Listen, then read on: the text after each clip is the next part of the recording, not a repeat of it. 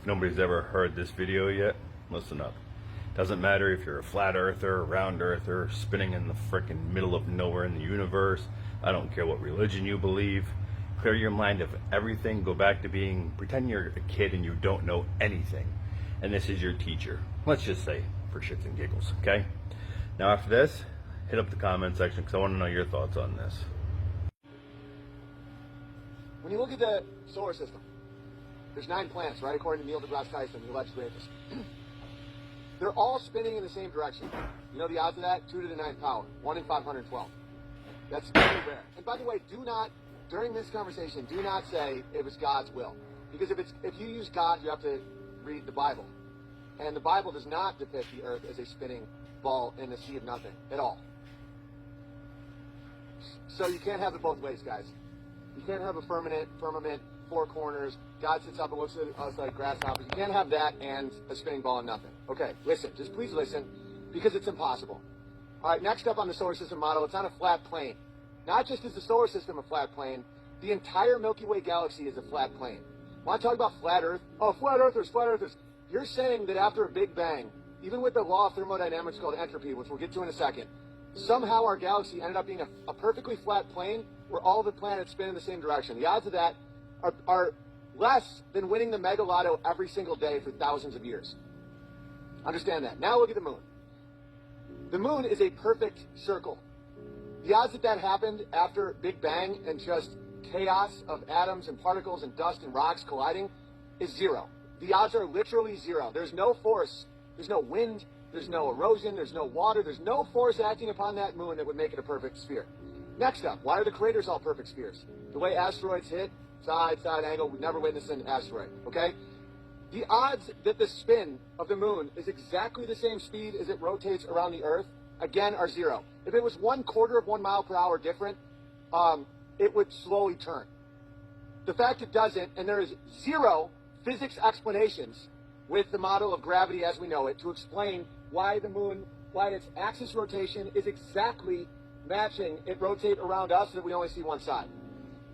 Light being shined upon a sphere does not make the luminescence the same all the way across. You can do a test with a tennis ball and a flashlight. It's impossible. It can't happen. It only happens on 2-dimensional objects. Seeing as you've only seen one side of the moon because of its miraculous rotation and its perfect circle, and the fact that the luminescence is the same across the whole thing, implies, I'm not stating this, it implies it's a 2-dimensional object. A lot more than it's a spinning sphere out of the chaos of the Big Bang. Okay? The size and weight of the moon, according to science, it is impossible for it to be rotating around our Earth. The way the moon was created, according to mainstream science, is that an object the size of Mars hit our Earth and created the moon. That's nonsense. We would have rings like Saturn. Where's all the dust? Where's all the debris? Where's everything? That all just disappeared? That makes no sense at all. Next up, the sun is 400 times bigger and miraculously 400 times farther away than the moon.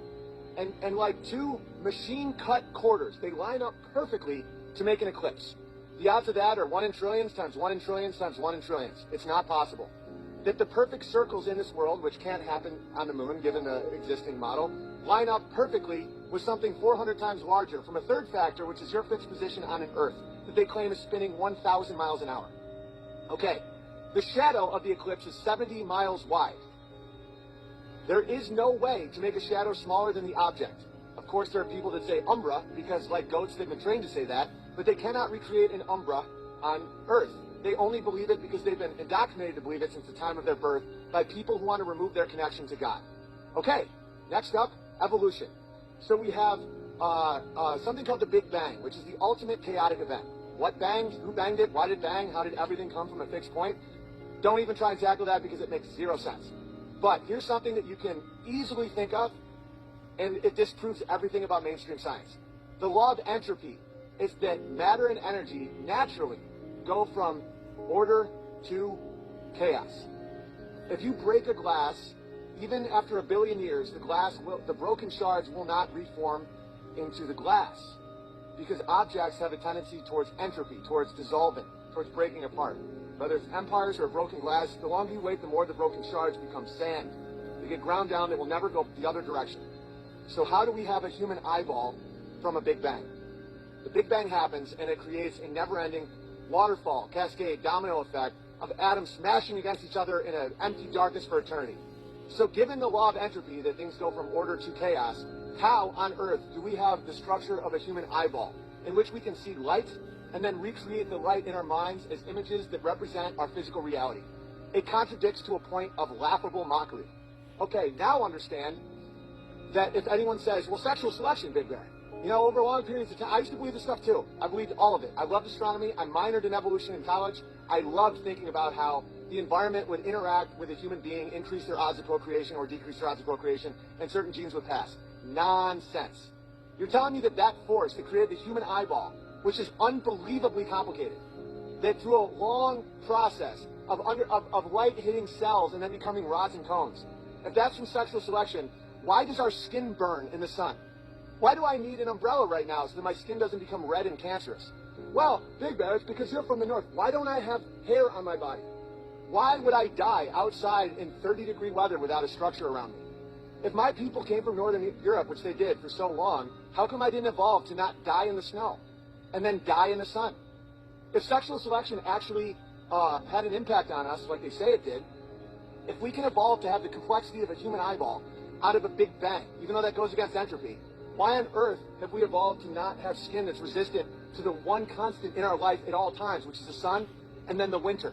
It doesn't make any sense, right? So what is the point of all this? Is this supposed to give you despair and fear? No, it's removing it. We were created. That glass that was broken was a glass because someone made it. So someone made us to have eyes to see, ears to hear, a mouth to taste, hands to touch, a woman to love, a child to hold, right? That is love. And so what's the purpose of life? Serving that which gave us all of it, God.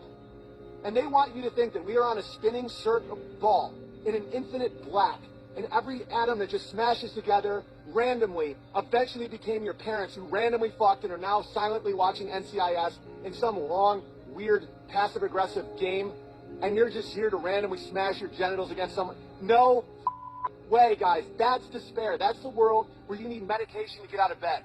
That's the world where you can be easily tricked because you have nothing to be grateful for or nothing to live for. When you know that your eyes of your children were created, that means whoever created it loves you.